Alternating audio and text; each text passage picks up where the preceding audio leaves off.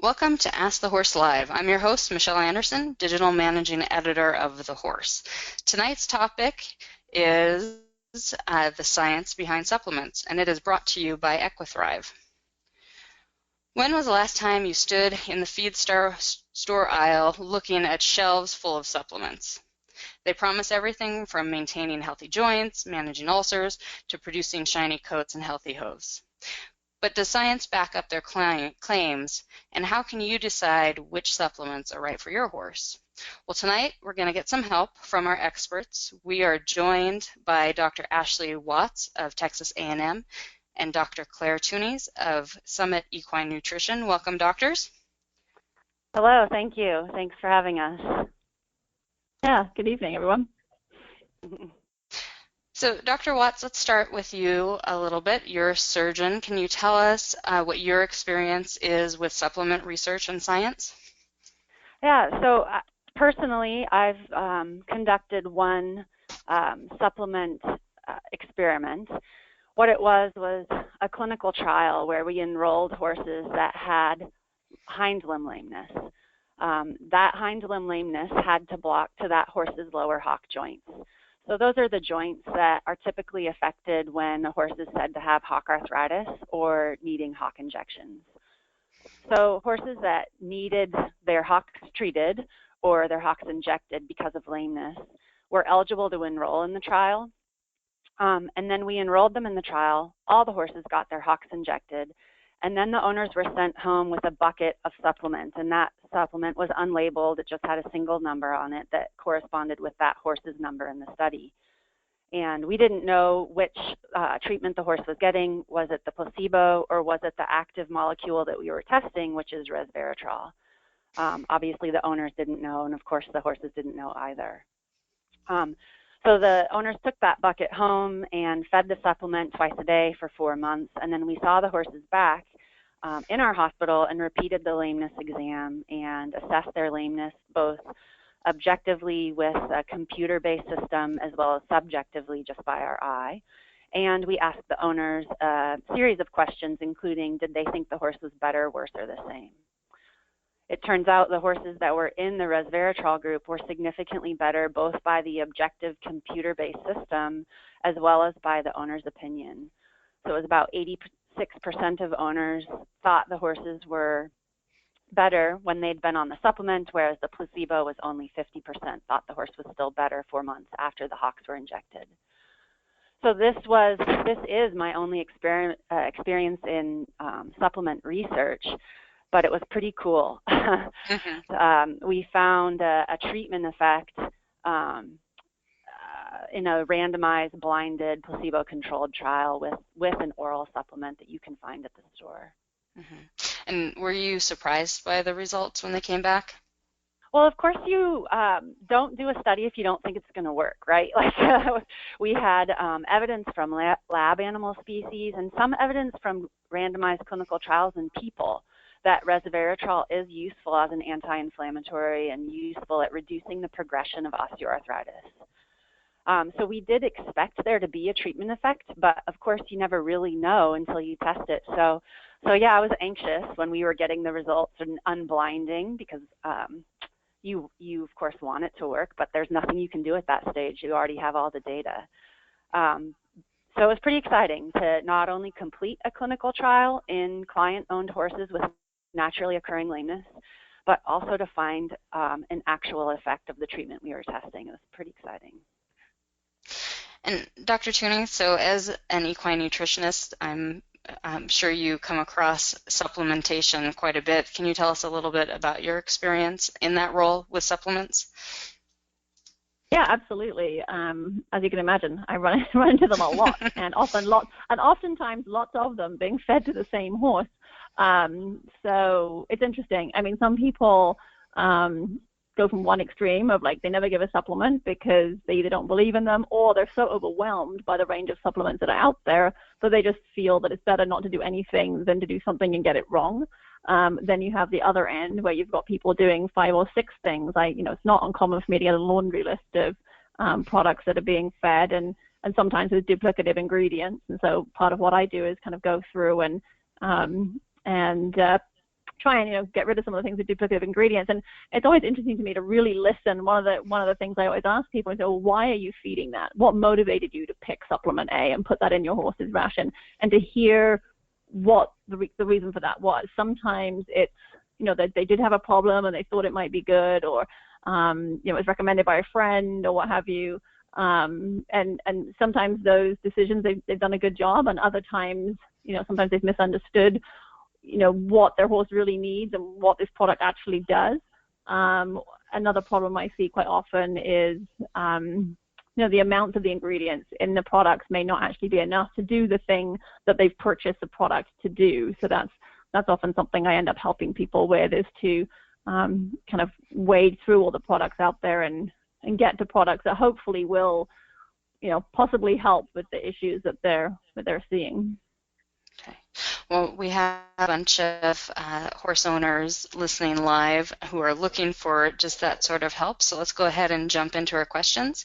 I want to give everyone a quick review of our Ask the Horse live format. We'll be starting with the questions that people submitted during registration. If you have a question that you would like to ask live, or you would like a clarification on one of the doctor's responses, you can enter that into the chat window in front of you if you're listening on your computer. We're going to do our best to get to as many of your questions as possible over the next 15 minutes or so. So let's go ahead and get started. And Dr. Watts, I'm going to start with you. We have a question from Benny Lynn in South Carolina, and she says that her vet is not a big supporter of supplements. Do they work? Oh, that's a great question. I completely understand where her vet is coming from. And I think what Dr. Toons has already said is sometimes horses are on so many supplements, it just seems crazy. And it might push you away from using any or recommending any of them. For me, I guess my answer really is, if there is proof, if there's an experiment, some science behind it that makes reasonable sense that it's going to have an effect in the horse, especially if it's been tested in the horse and been shown to work, then there's no reason not to try it and see if it helps your horse. But outside of things that don't have proof, I guess I'm kind of with your veterinarian, and I wonder, do we really want to add 10, 15, 20 different things? I guess the answer would be to go to the science. Dr. Toonies, Alice in British Columbia, Canada, wants to know a question about balancing a horse's diet using supplements. Her question is, how do you supplement properly when your hay source changes regularly and is sometimes untested? Yeah, I think that's a situation that a lot of horse owners face. I mean, the reality is few of us have the luxury of being able to test our hay on a frequent basis to really know what's in it. So in that case, it's helpful to kind of have a basic understanding of, most hays, what they do have and what they don't have, and so things that you might need to go elsewhere to find. Those tend to be some of the trace minerals. So, for example, copper and zinc can be quite low in certain hays in certain areas of the country, and especially if we're talking about horses that are on restricted diets, so where you're limiting them to 3 or 4 flakes of hay a day, then you're not only limiting their calorie intake. When you do that, you're also limiting the intake of every other nutrient that comes with that hay. So those horses that don't have the luxury of unlimited access to hay or other forages definitely can benefit from some additional zinc and copper in the diet. For those horses on a hay-based diet, I also like to add some vitamin E. Vitamin E can be quite low in hay, and we do see vitamin E deficiencies in horses. Trying to provide about 50% of the National Research Council recommendations for zinc and copper is a good starting place. So for 1,100-1,200 pound horse, you're looking for 50 milligrams of copper, about 200 milligrams of zinc. And knowing that, you can go away and you'll find there's a lot of products out there that are 10 milligrams of copper, 50 milligrams of zinc, and those probably aren't going to do for you what you want them to do. The vitamin E, you're probably looking, a horse is working, about 1,000 IUs is a nice, basic place to start for providing your vitamin E. Natural vitamin E is preferable over synthetic. It's better absorbed. You may or may not need selenium. That's going to depend on where you are in the country. So working with your local extension agents to find out what's a typical selenium profile for hays in your area. Assuming your hay comes from your area, you need to know where your hay comes from. People often say, oh, it comes to me. It comes from Dave's hay store. I'm like, no, not. Where does Dave get it from? Where does it get grown? Because I mean, down here in California, it's not uncommon for hay to be coming in from Oregon and Washington State. And they have a very different soil profile. And, those hays are very low in selenium. Hay coming from, Colorado, the Midwest, may have higher selenium. So you need to know where your hay comes from. Some grass hays, I'm finding quite a few grass hays in California these days with very low calcium, 1-to-1 calcium phosphorus ratio, or slightly over 1-to-1. An ideal would be 1.5 to 2 times to 1. So adding something that has some calcium is beneficial. And then the last thing is a source of quality protein. Most supplements don't, things with a 3-4 ounce serving size are not going to have a lot of necessarily crude protein, but you'll find that they add lysine and methionine, the individual amino acids. So, 10 grams of lysine, 5 grams of methionine, that's sort of a nice place to start, just to kind of make sure you're getting those key amino acids. So hopefully that's kind of helpful in helping you find some products that kind of get you where you need to be. So, Dr. Tunis, I'm hearing you say some vitamin E, and they need the copper and the zinc, and maybe selenium. Do you recommend a scoop of vitamin E supplement and a dose of copper supplement, or do you recommend a well-rounded kind of multivitamin for these horses? Right. So there are well-rounded products out there. There are a couple of companies out there that make nice products that are formulated specifically for horses receiving, forage-based diets that aren't getting a lot of concentrates, for example, and they are formulated to balance a grass or grass hay-based diet, or formulated to balance an alfalfa or hay diet. And so those tend to be broad spectrum. They have the vitamins and minerals that you need for those forage-based diets. And so those are things that you see those as a feed form, as a ration balancer, sold in 50-pound bags with a 1-2 pound serving size. You also find them as a supplement with more of a 3-4 ounce serving size. So that would be my preference. You may need additional vitamin E and selenium depending on your horse and how hard they're working. And I'm a big advocate of working with your veterinarian to draw blood and actually check your horse's vitamin E and selenium levels if that's something you're concerned about. And then if you need more beyond what you're getting from that kind of product, then you can add some additional vitamin E and selenium as needed, rather than increasing the dose of the broad spectrum product, because if you do that, now you're kind of giving even more zinc and even more copper that you probably don't need while you're trying to get the vitamin E and selenium that you do need. Hopefully that makes sense. Okay. Dr. Tunis, our next question is from Stash in Missouri, and Stash wants to know if the NASC logo legitimizes a product, a brand, or a manufacturing company. That's a great question. And I'll just briefly, so NASC stands for the Animal Supplement Council. It's a quality seal. It doesn't guarantee that the product is safe or effective, or that one brand or company is better than another. However, it does give you, the consumer, some assurance that the product was properly manufactured, that what it says is in it is actually in it. So when you look at the label and it says it has 50 HA or 10 grams of MSM, that will actually be in there, and does not contain full levels of contaminants. So there is certainly it is a quality seal. From the perspective of the product itself, the identity of the product, the purity, the strength, the composition, how it's put together, it's been verified through an independent third-party testing. So products that carry the NASC seal have been through third-party testing. And then beyond that, the manufacturer also has to kind of jump through some hoops. They actually have to go through a comprehensive facility audit. It's very intensive. They have to document quality control and production procedures.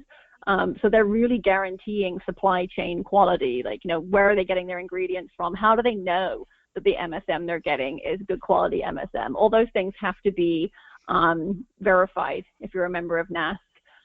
The label, They have rules about how the label has to be laid out. They have to follow standards that were developed in combination with the FDA, Center for Veterinary Medicine, and also the American Association of Feed Control Officials. On an annual basis, they submit their products to a third-party testing to ensure the label claims are accurate. That's why you know what's in there is actually in there. And monthly, they report adverse events to the National Adverse Event Reporting System. So if you feed a product with an ASC seal on it and you feel it has some negative effect on your horse, and you phone the company and you share that with the company, they are required to put that into this NAERS database. And then lastly, they have a annual training that the members go through provided by NASC. So it's more of a quality seal than it doesn't guarantee you that the product works, but it does guarantee you that it is of a certain quality. So the companies are self-selecting themselves into that certification. Is that correct? Right. So member companies pay they pay a membership fee to be part of NASC, and then, as I said, they go through this auditing, third-party auditing process. Their facilities are checked, and they have to have their products tested and their labels approved by the overarching NASC organization. Dr. Watts, our next question is for you, and it's from Bernadette in South Carolina, and it's the big joint supplement question. Bernadette wants to know, what listed ingredients should you look for in a joint supplement that's going to work for your horse? Yeah, another great question. There's so many joint supplements out there, and many of them are expected to be doing different things. So I think the answer really is, what do you want the joint supplement to do? If you want the joint supplement to act as an anti-inflammatory, obviously you're going to pick a different supplement or a different list of ingredients than one that you want to be an antioxidant, or another that you may want to be providing the building blocks of normal, healthy articular cartilage in the horse's joints.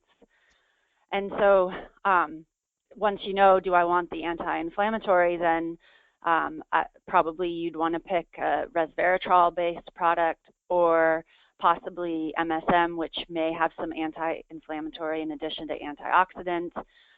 If you want the building blocks of articular cartilage health, you may pick something that's got glucosamine and chondroitin, or in combination with HA. So I think it really depends on what you're expecting that joint supplement to do. So with all the different things that joint supplements can do, is it not safe to combine supplements for your horse if you have one? I mean, so I am coming at this as someone who has a horse with hock issues, Right. and injecting him and trying to keep him going. And there's all these different products that say all these different things. Is it okay to give them more than one of those, or do you risk your horse's health by maybe giving them too many things? Right. I think if you're picking different supplements that have different ingredients and different expected effects in the joint, I think it makes perfect sense to combine them, actually.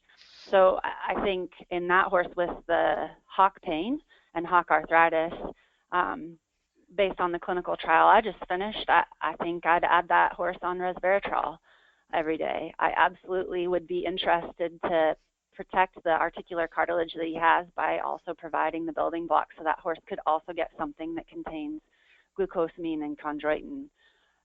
We don't have the randomized clinical trial in naturally occurring disease to prove that that helps maintain articular cartilage health yet. We still don't have it in people either, but it makes good sense, and we have good evidence from in vitro data and lab animal species that by providing those building blocks, you may maintain articular cartilage health longer term. So actually, I think beyond it's safe, I think it makes a ton of sense to combine the different products that are expected to do different things. So I would add that it's probably your checking account that would stop you from giving them. That's exactly it. That's what I tell clients all the time. I say, well, it really depends on how much you want to spend. Yeah. We have another question for you, Dr. Watts. It's from Fina in California, and she wants to know how much do HA-fed supplements actually get utilized by the horse? And then she also would like to know the same about glucosamine and chondroitin supplements in horses. Yeah, so great question that I hear a lot. And I think there's conflicting evidence out there on the oral bioavailability of both HA and glucosamine and chondroitin.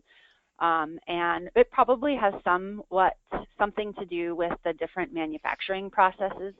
The molecules in the HA product from one manufacturer are likely different from the molecules in another, and same for glucosamine and chondroitin.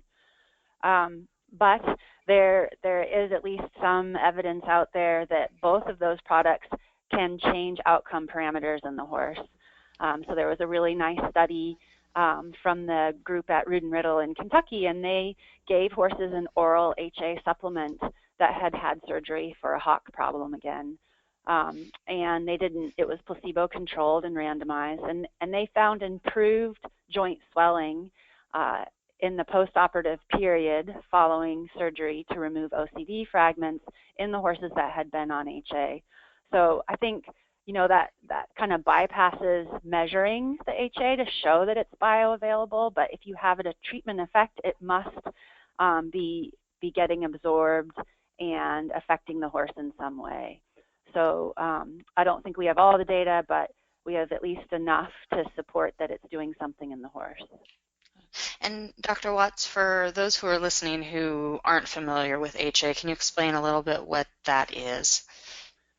Hyaluronic acid is a molecule that's naturally found in synovial fluid or joint fluid, and it's a lubricant, really. It's what gives joint fluid its viscous property or its thick jelly-like property. And it's these lubricating and cushioning properties that HA, or hyaluronic acid, is performing in the joint fluid as well as in the articular cartilage itself. In addition to that, by giving the horse exogenous or HA that it hasn't made itself, so you're feeding it or injecting it, you may be stimulating that horse to make more of its own HA. So that may also help improve the characteristics of the joint fluid to be more lubricating, as well as that of the articular cartilage.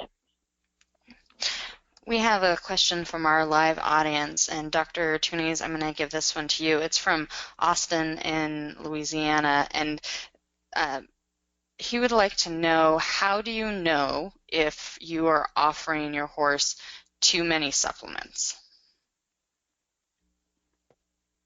That's a great question.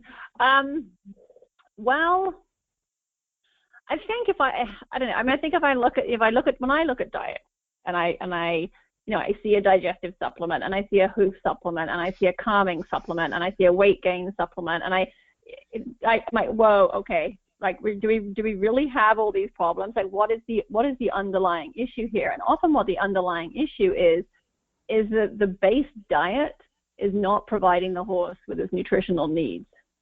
And so I try to simplify things and kind of get back to let's just meet the National Research Council requirements. Let's make sure we've got those trace minerals we were talking about earlier, the copper and the zinc. Those are both vital for hoof health. Let's make sure that we're meeting the magnesium requirements, something that's often found in calming supplements.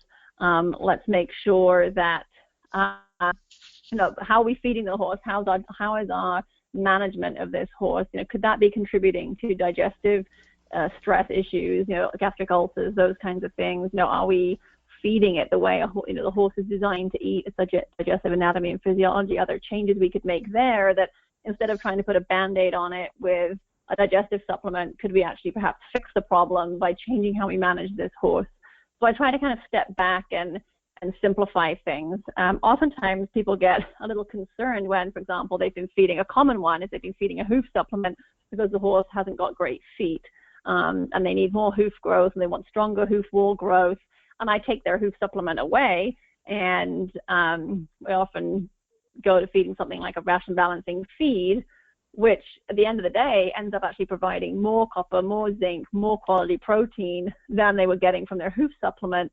And so we've actually fixed those underlying dietary issues that were potentially causing the horse to have the poor quality hoof growth and requiring the hoof supplement. But by kind of taking the whole sort of holistic, looking at the whole diet, in my opinion, I feel like we're actually improving the horse's overall health, not just its feet, if that makes sense. So I think if you're, if you've got supplements coming in from multiple different things, that's it's time to sort of step back and just kind of say, okay, well, why do I feel I have all these problems? Why do I, is there a way I could address these in a more kind of overarching way and remove some of these products and simplify things?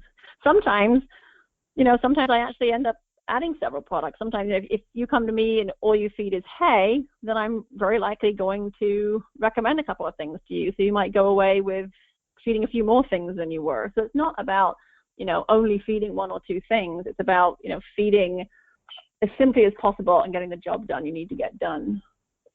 I think that's a great point. I love hearing that just getting a balanced diet that's meeting all the requirements is important. I think that's wonderful. Absolutely. I mean, for example, the joint supplements. People say to me all the time, do I recommend joint supplements? I have nothing against joint supplements, but copper is required for collagen formation. Manganese is important for chondroitin sulfate formation. And I think we often forget that these ingredients that are in joint supplements, the glucosamine, the chondroitin sulfate, the horse makes these himself. Absolutely. These compounds exist in the horse's joints. And by providing a balanced diet, you're helping that horse have all the building blocks he needs to make his own chondroitin sulfate and have his own good quality collagen. So to me, it seems like a false economy to be feeding a diet that is deficient in these key nutrients and then feeding a joint supplement, that's costing you $2 or $3 a day. Perhaps, right. Get your base diet fixed. And then if you want, feed your joint supplement as well. I'm not against joint supplements. I just think it's a falsehood to kind of have a badly balanced diet with some glaring holes in it and then be feeding all these things to try and fix problems. So what are some potentials for toxicity with supplements then, Dr. Tooney? Is it possible to actually make your horse sick by putting too many of a good or too much of a good thing into your horse? Yeah, I mean, I think you certainly, there are times where, for example, selenium is a big one, right? And in reality, there's a safer margin of error with selenium than many people are very afraid of selenium. And actually, there's a little more margin of error there than many people think, but it is toxic at a far lower concentration than a lot of your other minerals. And in fact, your other minerals generally aren't toxic. It's more that if you feed exceptionally high amounts of zinc, for example, it might outcompete the absorption of another mineral. So these minerals will have relationships with each other, and their ability to be absorbed and utilized by the body is somewhat dependent on the levels that are present in the diet. And one of the things that, to kind of put that in perspective for people in something they've probably heard of before, is calcium phosphorus ratio. So many people understand that the calcium phosphorus ratio in the diet that you must have more calcium than phosphorus, and ideally you've got about 1.5 to 2 times more calcium in the diet than phosphorus. And that's because it impacts absorption and utilization, and ultimately can negatively affect bone health if you get that wrong. So it's not so much that it's toxic, that you're going to create a toxicity, you're just going to create an imbalance, which then may have negative effect. I mean, zinc, copper, manganese, you have to feed a lot of those to really create a toxicity, but you could quite easily create an imbalance that might have some kind of negative effect on your horse.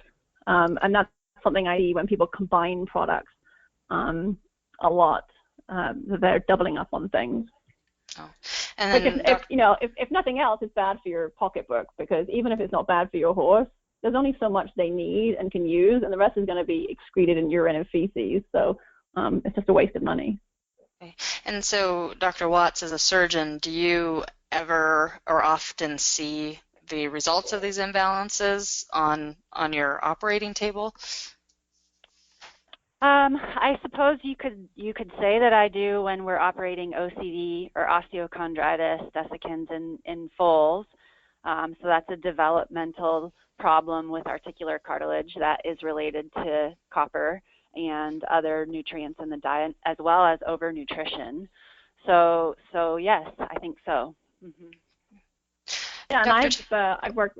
I was going to say I've worked with a couple of veterinarians at UC Davis on horses that have come in with unusual lamenesses that have ultimately been pinned back to the horses being hyperparathyroid because their calcium phosphorus was not where it needed to be. So, Dr. Tunis, our next question is from Sue in North Carolina, and it's going back to this question of selenium. She says that her inactive older geldings get hay, which is low in selenium, and a ration balancer with 1 milligram of selenium. Do they need extra selenium? And it looks like her hay comes from New York. Right. That's really going to depend on your horse, and so obviously her horse is an older inactive gelding. If it were a more active horse, a performance horse, it might need more than 1 milligram. So looking at the requirement for horses at rest, it ranges from about 0.8 milligrams for a 900-pound horse up to about 1.3 milligrams for a 1,400-pound horse. So I don't know how big her horse is, but that's sort of the range, right? So 1 milligram is sort of right in the middle there. So depending on the size of the horse, the type of selenium that's in that product, selenium yeast is better absorbed than sodium selenite. So that can have an impact on ultimately what ends up being absorbed. And then also what the selenium level is in your hay. And again, is the hay coming from New York? Is probably on the lower end than it would be if it's coming from the middle of the country. The thing that I would suggest you do is, as I mentioned earlier, get your vet to pull some blood and look at serum selenium levels, and then you'll know whether or not the diet you're feeding is giving your horse the selenium that it needs, and to use that blood work to tell you whether or not you need additional selenium or not. And while you're at it, I would do vitamin E at the same time. Okay.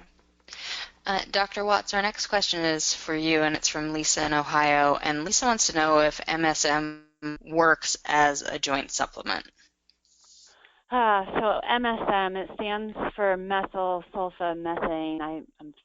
Yeah, that's right, MSM. And it's, I guess, touted to be an antioxidant. I don't think it's as popular as it used to be, although still a lot of horses are fed MSM.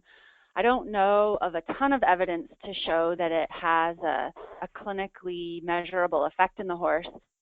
I think there were some papers from Europe, they're looking in show jumpers on oxidant stress, and so they fed MSM and then basically looked at how much oxidant stress that horse was undergoing. And the show jumpers that were on the MSM looked to have fewer harmful effects from exercise, and we know that happens every time we exercise, that there is oxidative damage, and that oxidative damage is pro-inflammatory. And so they saw less evidence of that oxidative damage in the show jumpers that were being fed MSM. So it probably does have some effects and may be helpful to horses that are exercising very hard. Now, that's not specific to the joint for sure. So as far as a joint supplement, I don't know of anything that shows a long treatment effect, but certainly treating a horse's oxidative damage is going to help it when it's performing at the highest level. We have a question from our live audience for you, Dr. Tunis, and it's from Lisa, and she wants to know if you can or should add chia seeds to a horse's diet, and if so, how much should you give them? Yeah, absolutely. You can add chia seeds to a horse's diet. It's a great source of plant-based omega-3 fatty acids. You can feed it the same way you would feed any other, like flax, for example. I mean, I generally do about a cup, which is about 4 ounces a day. But it's not really any different than feeding flax, although it is, I find, generally more expensive. The benefit, the big difference is that the shell on chia is not as hard, so you don't need to grind chia. And you can feed flaxseed whole too, but you will find some of the flax doesn't get digested because the shell on the flax is extremely sort of resistant to, if you don't chew it, it doesn't get digested quite so well. So that's a big benefit to chia. Nutritionally, though, they're pretty much exactly the same. So I don't know whether financially it makes, it's a big difference. I mean, you'll certainly spend a lot more money feeding chia than you would, say, feeding ground flax. But yeah, absolutely you can feed chia. So, Dr. Tunis, what would be some of the benefits of feeding an omega-3 supplement like a chia or a flaxseed?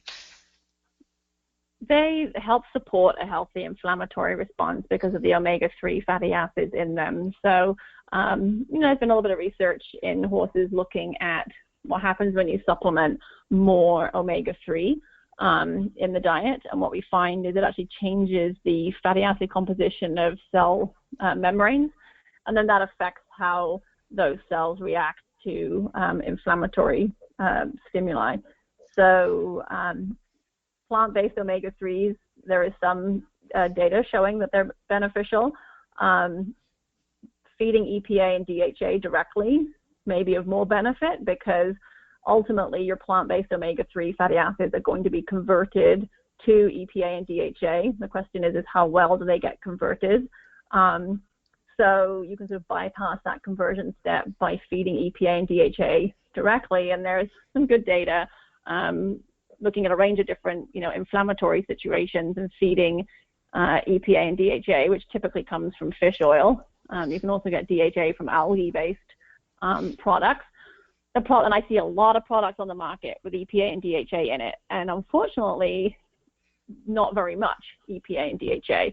So when you look at the research that was done in EPA and DHA sources, it typically, the amount of EPA and DHA being fed is in gram quantities, 5-6 grams of EPA and DHA total a day.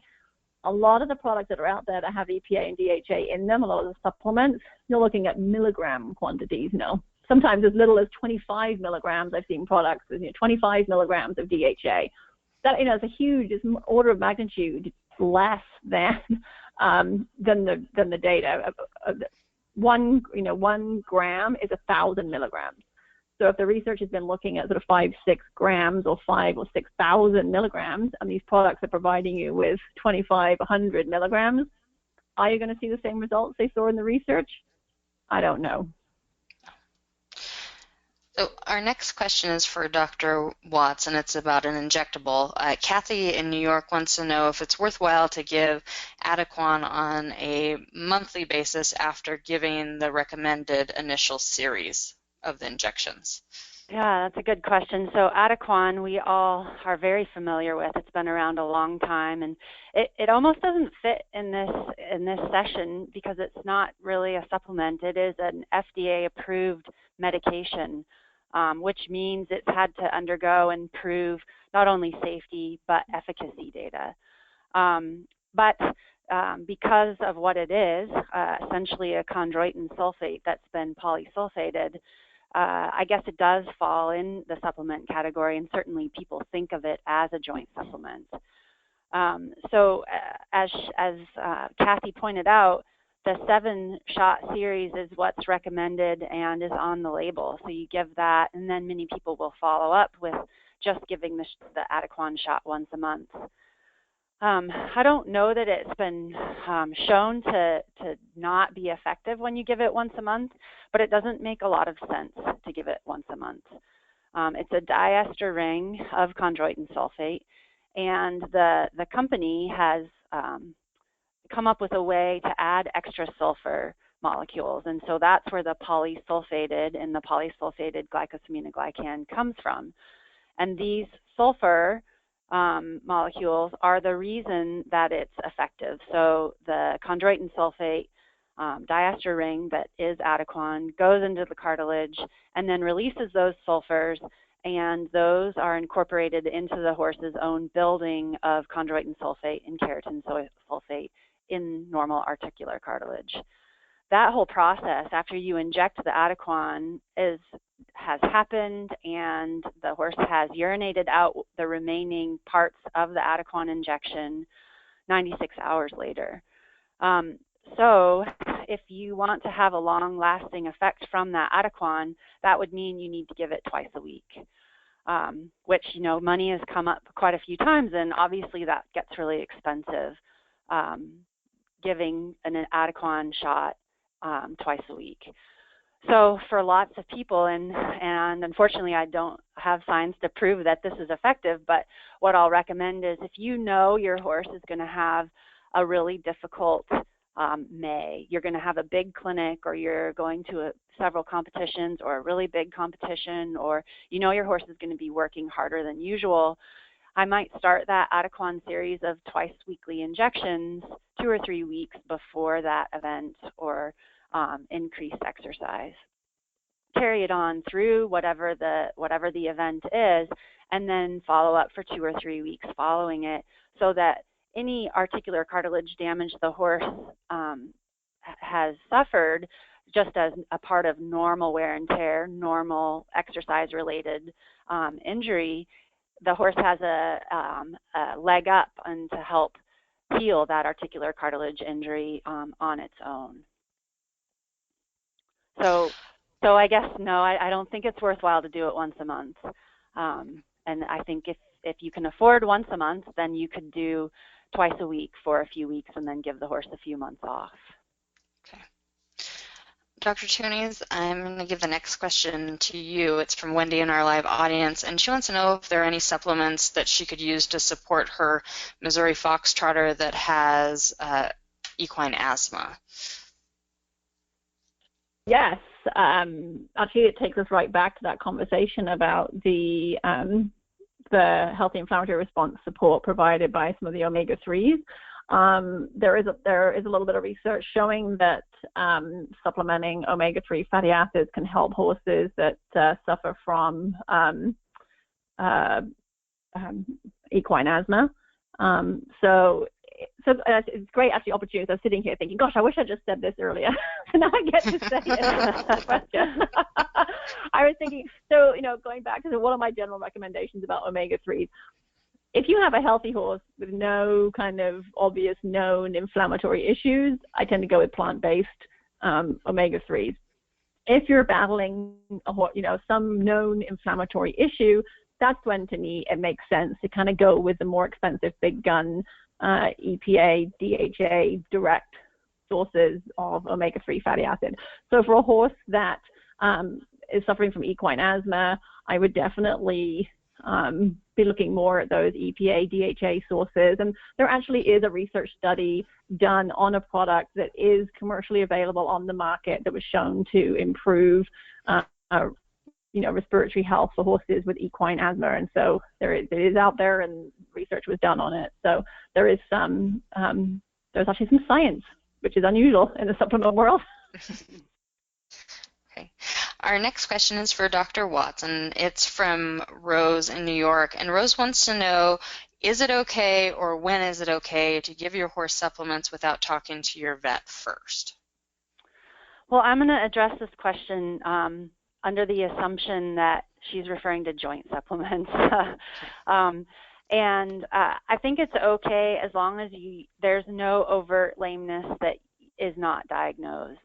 So if you're just trying to give your horse a little extra healthy edge for his or her joints, and you're just trying to do it in a prophylactic manner, absolutely pick one and do that for your horse. But if your horse has a lameness that hasn't been diagnosed, then I think you may be doing your horse a disservice to say, well, I'm going to spend the money on the supplement rather than figure out what's going on. Because many times it may be not what you think, and your veterinarian can help you identify what it is and get you on an appropriate treatment regimen that's going to help your horse resolve that lameness and be a better athlete and a better partner to you. Can I just chime in there quickly with something too? Yeah, Dr.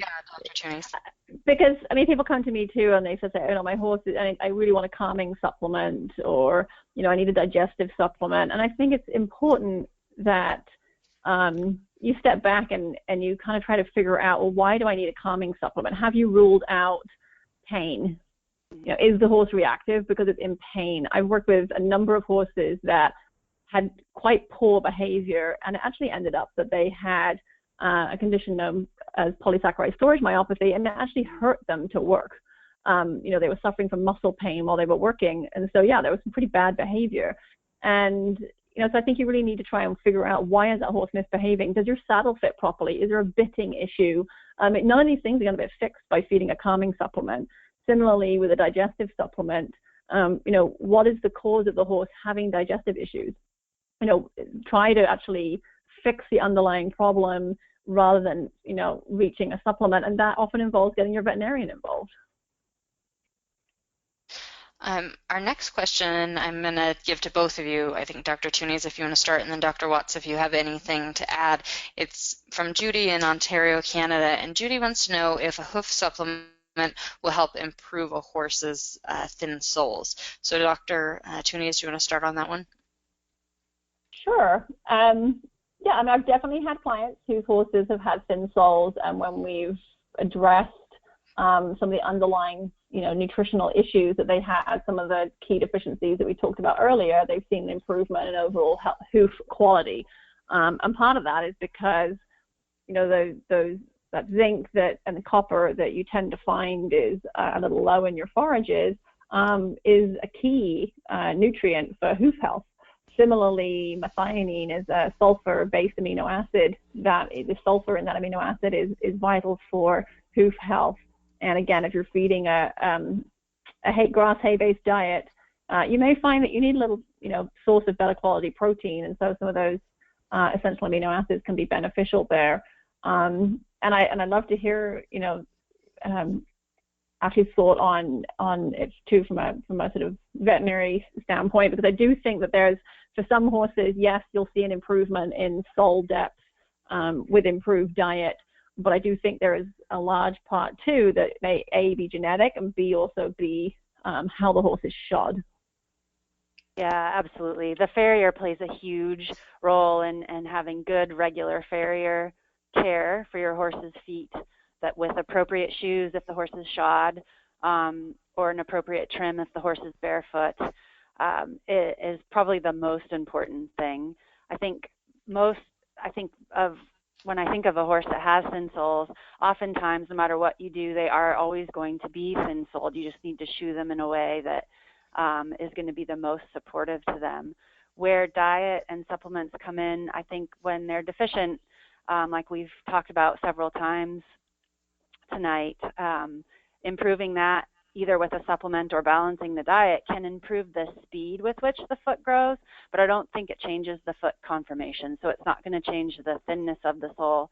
It's not going to change like the shelliness of the walls, if you will. But if the foot is growing faster, you can reset them more frequently. It might be helpful to them if the horse is shod. And then, of course, if they're growing foot a little more quickly, then if it's getting rubbed off because they're barefoot, they're not going to get as short in the wall and thin in the sole just from normal wear on the ground as quickly. So I do think it can help, but I think what the horse has is what you've got to work with, and that your farrier is very important. Right. Diet can help your horse be the best he can be, but he is limited by his genetics. Yes, that's absolutely true. We have a question for Dr. Tunis from our live audience. Kathleen wants to know if you recommend supplementing horses with psyllium to prevent sand colic, and does a 7-day purge every month make sense?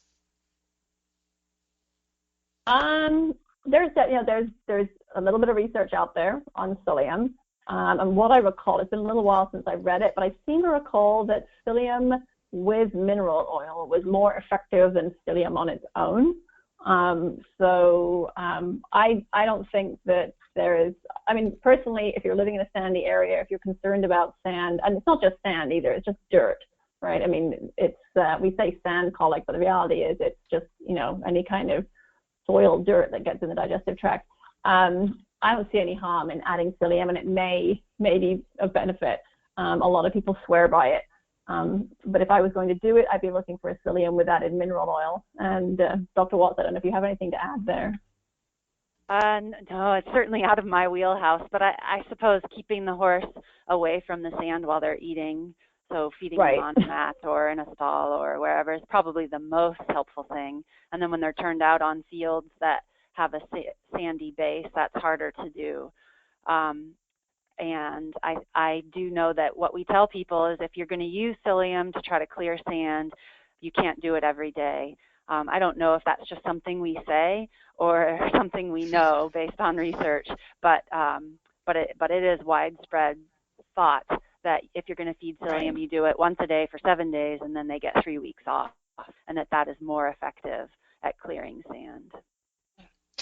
We have a question from Denise in our live audience, and it's a question about a horse with PSSM1. She wants to know if feeding DMG would help. Dr. Tunis, do you want to jump in on that one? DMG. The type 1,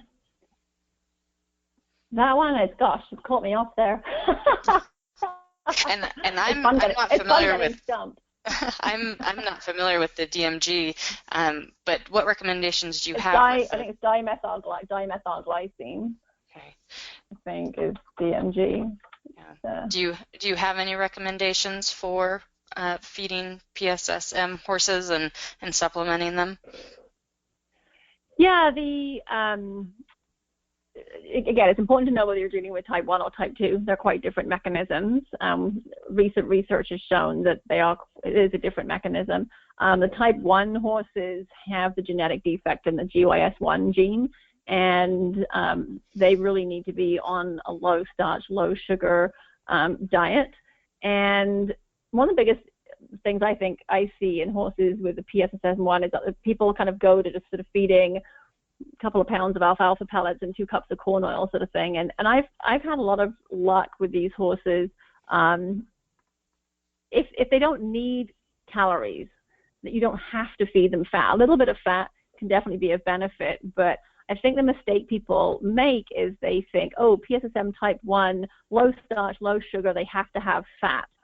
And really, they need fat if they need calories. A lot of the type 1 horses actually tend to be pretty easy keepers, and extra calories is not often an issue that they really need. They're able to maintain their body weight just pretty well on that low NSC forage-based diet, and so they don't need a whole lot of extra calories, in which case, just going with a low sugar, low starch, low NSC ration balancer, so you're getting all the vitamins and minerals and everything you need, and then a little bit of oil, they do very well on that. You have to be a little bit careful not to go overboard with the oil, or you just end up with a fat PSSM horse, which is also not ideal. Okay. So we're down to about 7 minutes left, and we still have several really great questions I'd like to get to. So I think we're going to do a little bit of a rapid fire round here, if you guys don't mind. Oh, no. So are we ready?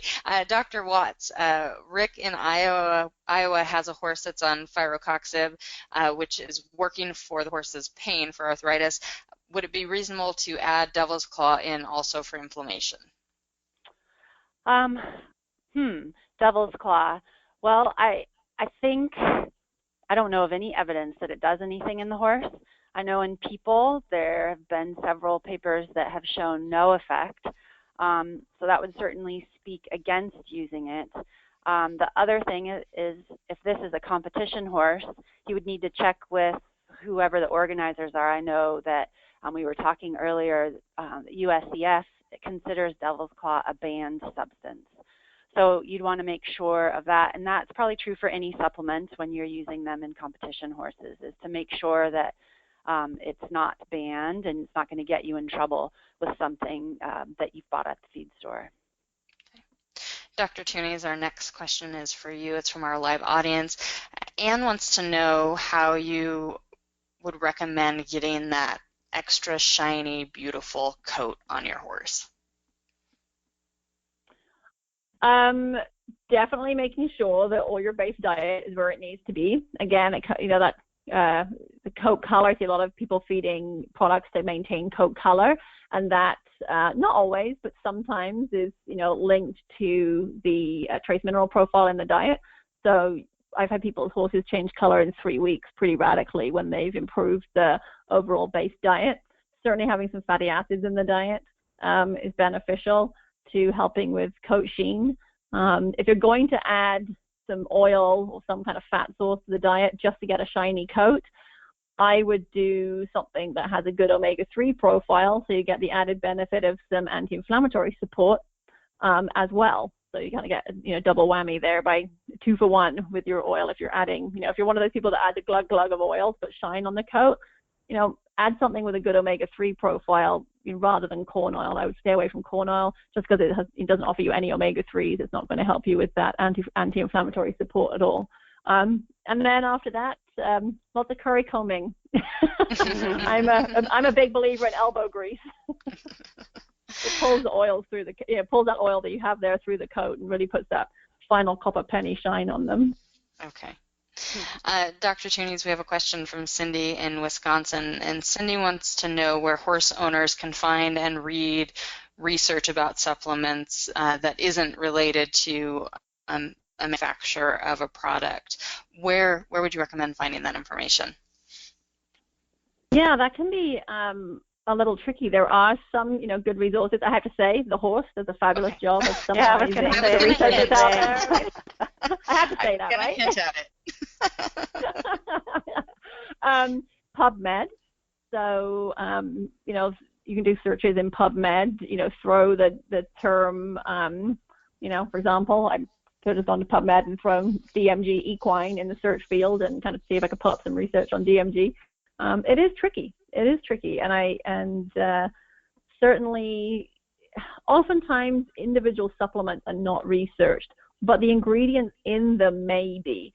So if you can't find research on an individual supplement, try looking at the guaranteed analysis and the list of ingredients and search on the active ingredients listed for that supplement and see if you can find any research on those individual ingredients. It may not be in horses, it may be other species. And oftentimes we are extrapolating data from other species.